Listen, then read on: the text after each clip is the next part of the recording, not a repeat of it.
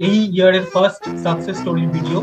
তো আমাদের সঙ্গে আছে স্বপ্নদীপ বর্মন। তো আমাদের কাছে পড়ে স্বপ্নদীপ মান্ত্রা ল্যাব আর কগনিজেন্টে জব পেয়েছে। তো অ্যাকচুয়ালি আমি প্রথম যে কোম্পানিটা পেয়েছিলাম মান্ত্রা ল্যাব, ওটা অ্যারাউন্ড নভেম্বরের 17 তারিখ মোস্ট প্রবাবলি। তার উইদিন 1 উইক আমার কমিউনিটির রেজাল্টটা বেরিয়ে আসে, তো সেখানেও সাকসেসফুলি টেস্ট হয়ে যায়। তুমি প্রিপারেশন নিচ্ছিলে রিপ্লেসমেন্টের জন্য, তখন কিভাবে কি প্রসেস তুমি তো ফলো? আমরা জুলাই আমরা কোম্পানি আসা শুরু হয়ে যাবে, আমরা সেটা আগে থেকেই জানতাম।